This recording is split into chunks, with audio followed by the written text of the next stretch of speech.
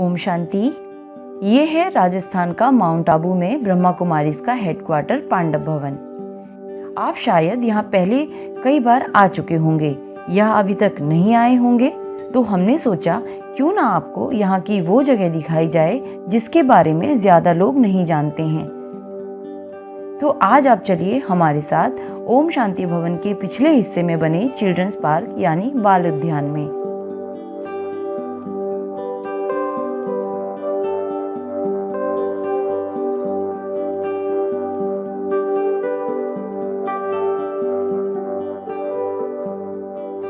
छोटे बच्चे यहाँ बोर ना हो जाएं, इस बात का पूरा ध्यान रखते हुए यहाँ बच्चों का एक बहुत छोटा सा और प्यारा सा पार्क बनाया हुआ है। शांति और हरियाली के बीच इस छोटे से पार्क में है बच्चों के लिए झूले और भी कई तरह के उछल कूद करने वाले आइटम। बच्चे तो बच्चे, बड़े भी यहाँ आकर बच्चों की तरह ही मस्त हो जाते हैं।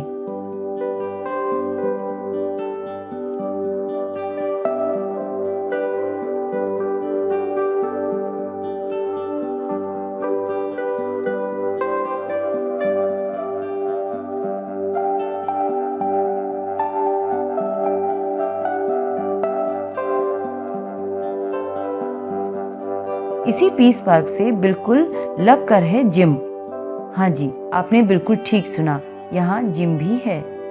ब्रह्मा कुमारी संस्था हमेशा से ही योग पर विशेष बल देती रही है, लेकिन शरीर को भी ठीक रखना है, हेल्दी रखना है, इस बात का भी ख्याल रखती है। इसीलिए यहाँ जिम भी बनाया गया है। यहाँ हमें कसरत करते हुए मिले अशोक भाई जी। ये पांडव भवन में बाबा के भंडारी के इंचार्ज हैं और 1979 से इस संस्था के साथ जुड़कर अपनी सेवाएं दे रहे हैं। वैसे इन्हें यहाँ अशोक भाई कलकत्ता वाले के नाम से ज़्यादा जाना जाता है। भाई जी को जिम में कसरत करता देख हमें भी जोश आ गया और हमने भी कर ली थोड़ी बहुत एक्सरसाइज।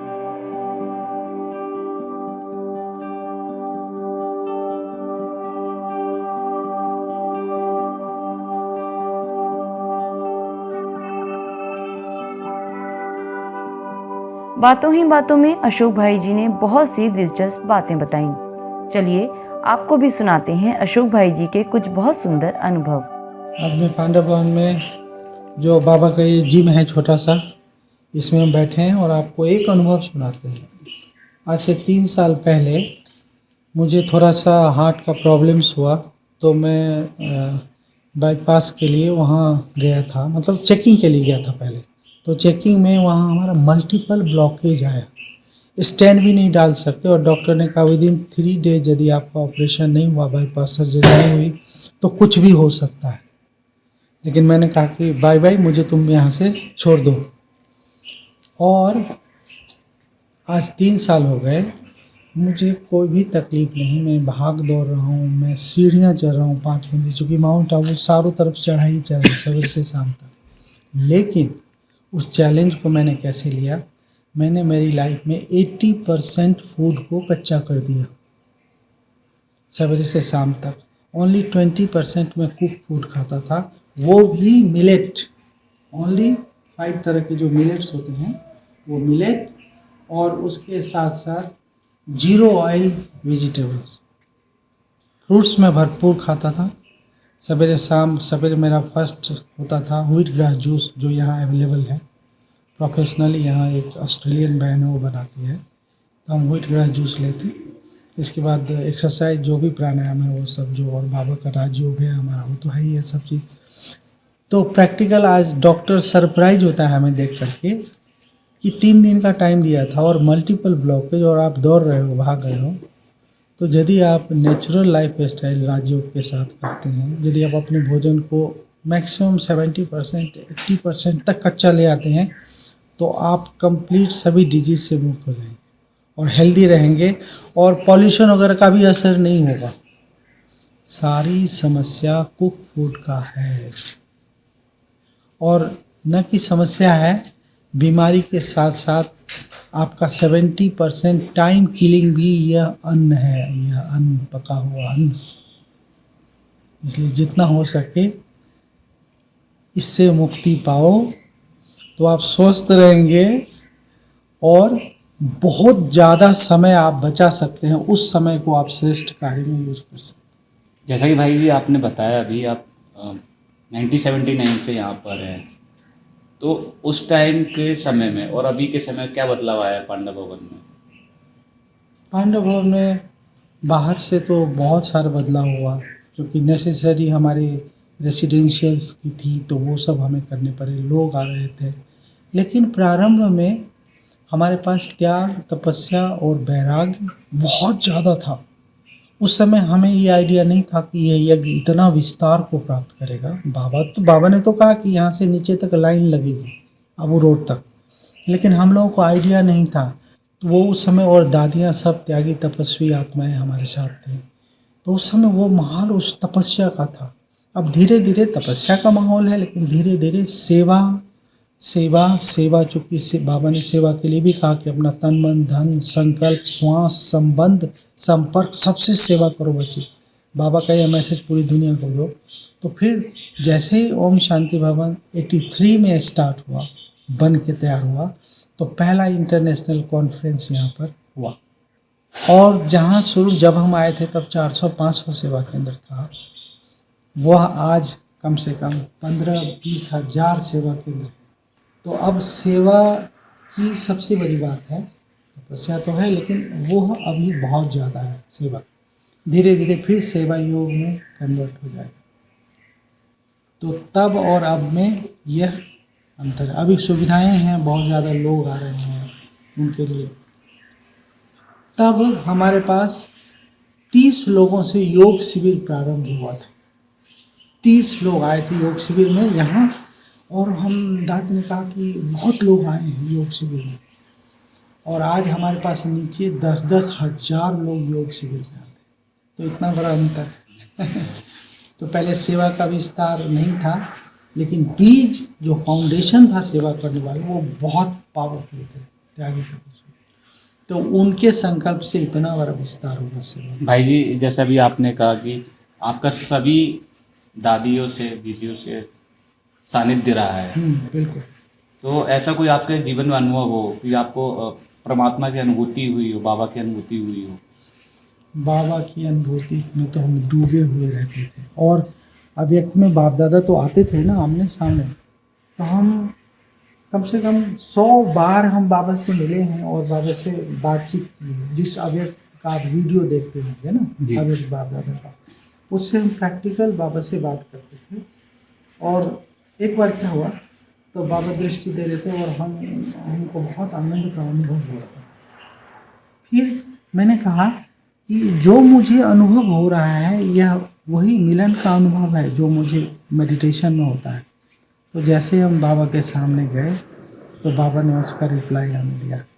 बाबा हमें बहुत बार बहुत सी बातें की है हमारे से, और अनुभव तो हम जो संकल्प करें 1 घंटे में पूरा हो जाए। 83 के बाद तो 2 साल तो मुझे 85-86 में ऐसे अनुभव होते थे कि मैं संकल्प करने से डरता था, कि मुझे लगता था कि मुझसे कहीं कोई संकल्प ऐसा ना हो जाए, ऐसा कोई भी वेस्ट थॉट्स आ गए तो वो तो साकार हो जाएगा तुरंत। तो यदि किसी के बारे में हमने कुछ सोच लिया तो उसका नुकसान हो जाएगा। तो ड्यूरिंग दिस 43 ईयर्स हमने कोई 2-2.5 हज़ार किताबें पढ़ी। तो मेरा मनन दूसरा हिस्सा था, बहुत ज़्यादा ज्ञान का। तो बाबा के बहुत अनुभव थे परमात्मा के। तो साकार में भी बाबा का, अव्यक्त में भी बाबा का, अशरीरी अवस्था का। हमने तो मेडिटेशन को 85-86 में 14 घंटे तक लगे। ईश्वर के सिवाय कुछ नहीं दिखता था, लगन में मगन रहते थे। तो बहुत अनुभव। अशोक भाई जी आप 1979 से यहाँ पर हैं। यहाँ पे अशोक भाई जी कलकत्ता वाले के नाम से फेमस हैं, और आपका निवास स्थान शायद बिहार आपने बताया है, मधुबनी से। तो भाई जी आप जब ज्ञान में आए तो इससे परिवार वालों ने कोई विरोध किया, या उसके बाद परिवार वाले आपके साथ यहाँ पे जुड़ना शुरू हुए? स्वाभाविक है कि हमारे पिताजी को अच्छा नहीं लग रहा था, और तब हम इंटरमीडिएट में थे। उसी समय हमें ज्ञान के कनेक्शन में आ गए थे तभी। और मेरे साथ कुछ शादी वगैरह के लफड़े थे। मैं पता नहीं, मेरा शादी नहीं होना था, ये पहले से ही भविष्य फिक्स था, इसलिए 2 बार हमारी शादी को मैंने कैंसिल कर दिया, जबकि हमारे परिवार में ऐसा नहीं होता था। और जब हम कलकत्ता आए तब उन लोगों ने थोड़ा विरोध किया और उन्होंने पैसा मेरा बंद कर दिया भेजना। उन्होंने कहा फैमिली कि ने? मैंने कहा कि मैं शादी वादी तो नहीं करूँगा, भगवान के बन गए, तो उन्होंने पैसा भेजना बंद कर दिया। तो लेकिन मेरे पास इतनी शक्ति थी ईश्वर की कि मैंने उस चैलेंज को स्वीकार किया और मैं ट्यूशन करके स्टडी पूरा कर दिया फटाफट। एक्चुअल में जब आप शक्तिशाली होते हैं तो कोई भी विरोध किसी काम का नहीं रहता। नहीं रहता है। तो हम इतने शक्तिशाली थे कि उनका विरोध हमें कुछ लगता ही नहीं था। हम उनके सामने कभी कोई समझौता ही नहीं किया। हम तो सब चीज़ भूल गए, भगवान को देखा तो हमें लगा कि सारी दुनिया कुछ भी नहीं है। भाई जी, आपका ज्ञान में आना कैसे हुआ? किस माध्यम से आपका जुड़ना हुआ? एक्चुअल में बिहार में ही हमें एक किताब, यहाँ संस्कार परिवर्तन, हमारे टेबल पर कोई, हम हॉस्टल में थे ना, इंटरमीडिएट में जब थे, पंडोल में थे, तो वहाँ कोई किताब रख दिया था संस्कार परिवर्तन। और किताब मुझे बहुत अच्छी लगी और वो मेरे अंदर बीज रूप में रहा। जब मैं आफ्टर 1.5 years कलकत्ता गया तब मैं देखता था ब्रह्मा कुमारी बोर्ड, और ड्रामा ऐसा था कि मैं जिस कमरे में रहता था उसमें एक वीक के पहले ब्रह्मा कुमार रह करके उस कमरे से गया बगल से। और वो, और दूसरा एक भाई था, वो मुझे कहता था कि मैं खाने पीने में बहुत मौज, वैसे तो वैष्णव शुरू से वैष्णव थे, तो सिनेमा देखना, मिठाई सब खाना कलकत्ता में सब फेमस है, तो उसमें बहुत हम रहते थे मस्त। तो हमको वो लड़के बोलते थे, मैं तो दूसरे थे, कहते थे तुमको ब्रह्मा कुमारी के पास भेजेंगे ना, तुम्हारा सब चीज़ छूट जाएगा। और मैं डेली कॉलेज जाता था तो ब्रह्मा कुमारी का बोर्ड जहाँ मैं रहता था वहीं बगल में था यार। एक दिन मुझे उसने कहा, मैंने उसको कहा कि अच्छा मुझे ले चलो, तुम बहुत बोलता है ना, तो मुझे ले चलो आगे थे। और जैसे ही मैं वहाँ गया तो उस माता ने जो 7 days कोर्स है ना, वो पहले दिन ही मुझे करा दिया। आत्मा परमात्मा सृष्टि से सब धारणाएं, सिनेमा नहीं जाना है, बाजार का नहीं खाना है, सब चीज़ पहले दिन ही सारा रूल रेगुलेशन सब बता दिया मुझे। और मैंने कहा okay done, the first day the last day, और मैंने डन कर दिया। और उसके बाद तो ईश्वर की छत्र छाया हमारे पर आ गई। हम 1 महीना सेमी ट्रांस में थे, कॉलेज जाते थे आते थे, लेकिन आधा यहाँ रहते थे आधा ऊपर। वो सब ईश्वर की कृपा थी। बहुत फास्ट मेरे अंदर ट्रांसफॉर्मेशन हुआ। मुझे कुछ धारणा वारणा करने में कोई पुरुषार्थ नहीं करना पड़ा कि मुझे अन्न की शुद्धि करने की, पवित्रता की चाहिए, ये सब कुछ भी नहीं। ये सब चीज़ें जो डिवाइन क्वालिटी थी वो मुझे वरदान में मिला, मुझे मेहनत नहीं करना पड़ा।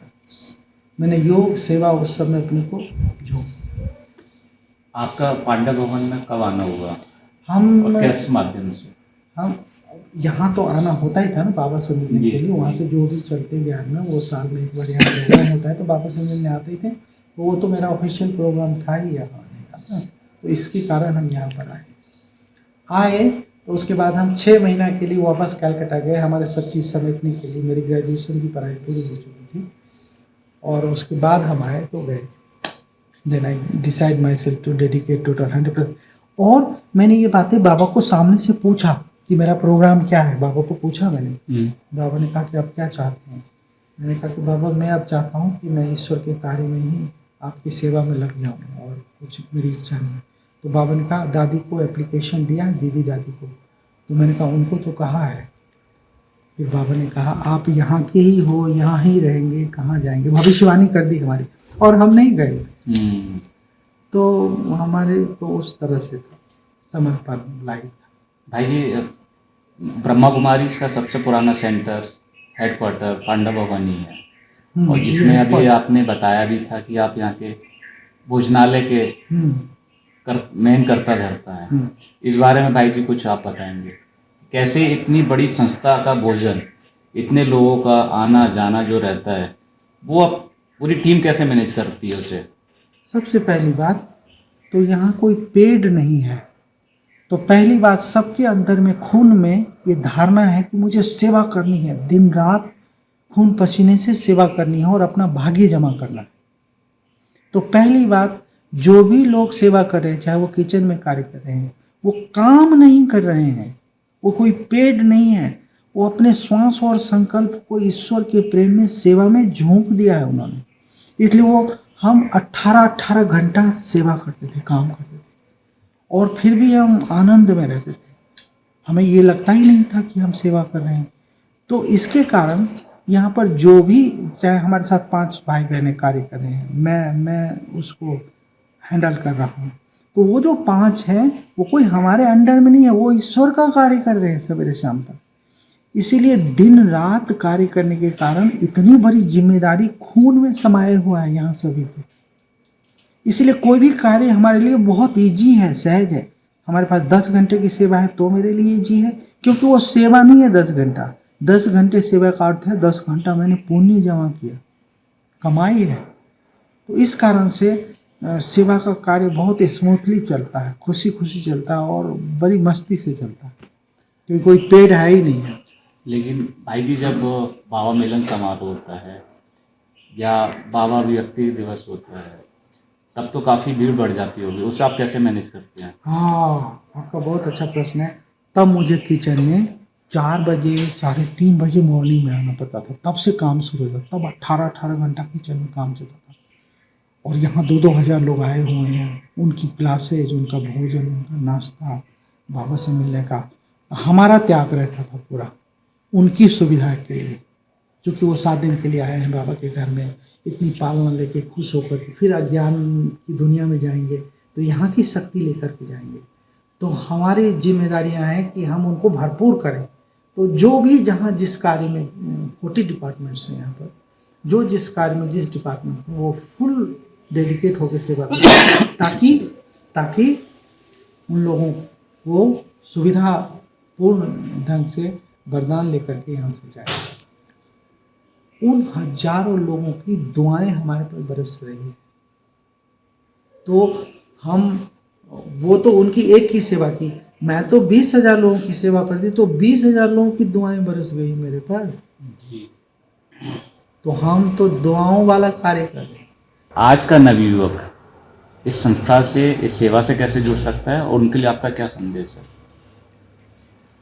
जो नवयुवक हैं उनको तो हमारे यहाँ जो बेसिक है, पहले 7 डेज कोर्स, जो राजयोग क्या है, ये सिद्धांत क्या है, ये ज्ञान क्या है, पहले तो यथार्थ समझ उनको 7 दिन के प्रोग्राम में जो हम 7 डेज कोर्स कराते हैं उन्हें आना चाहिए। और उसके बाद फिर हमारा एडवांस कोर्स चलता है, उसके आगे 7 दिन। उसके बाद हमारी मुरली की क्लासेज, रेगुलर प्रवचन वाली क्लासेज जब उसमें वो जुड़ते हैं, वो डिसाइड करते हैं कि वो जीवन उनका कैसा था और अब उनको क्या अनुभव हो रहा है। उस अनुभव के आधार से उनको अपने जीवन में बहुत बड़ा कंट्रास्ट लगता है कि पुरानी दुनिया क्या है, उनका पुराना लाइफ स्टाइल क्या है जो नुकसानकारी है, और ये जो लाइफ स्टाइल है वो कितना अच्छा है। ये डिसीजन उन पर होता है। आज तो जो मोबाइल का एज है और बुराइयां और बीमारी तो चारों तरफ बहुत पहले से बहुत कई गुना ज़्यादा है, संभावनाएं बहुत ज़्यादा है। उस संभावनाओं से निकलने के लिए राजयोग बहुत बड़ा सैल्वेशन है, उपहार है। तो जब उन नवयुवकों को लगता है कि उनको समझ तो है कि अच्छा क्या है बुरा क्या है, उस आधार से वो यहाँ जुड़ते हैं और उनके जीवन में बहुत बड़ा रूपांतरण होता है। अशोक भाई जी, आज आपने अपना महत्वपूर्ण समय में दिया, आपने में बहुत सारे अनुभव बताए, अपने जीवन से जुड़े हुए, बाबा के साथ जुड़े अपने अनुभव बताए, और एक अच्छी प्रेरणा स्रोत आप बने, लोगों को बताया कि बीके क्यों इम्पोर्टेंट है, ब्रह्मा कुमारी जीवन के लिए क्यों इम्पोर्टेंट है, कैसे हम अपने जीवन बदलाव ला सकते हैं। इस सारी महत्वपूर्ण जानकारी के लिए आपको बहुत बहुत धन्यवाद। थैंक यू, आपको भी बहुत। ओम शांति भाई। ओम शांति। यहाँ आकर आध्यात्म को इतना करीब से जानकर और शांति और प्रकृति को अपनी हर सांस में महसूस करने के बाद वापस दौड़ भाग वाली जिंदगी में जाने का हमारा बिल्कुल दिल नहीं कर रहा है।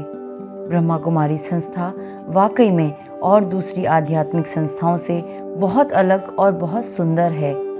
जितना प्रेम और निस्वार्थ भाव यहाँ के भाई बहनों में देखने को मिला, अभी तक हमने वो अनुभव कहीं भी नहीं किया। आपको अपने जीवन में एक बार तो ज़रूर यहाँ आना ही चाहिए। तो कैसी लगी आपको आज की हमारी ये छोटी सी यात्रा, हमें कमेंट करके ज़रूर बताइएगा। फिर मिलेंगे एक और नई वीडियो के साथ, तब तक के लिए ओम शांति।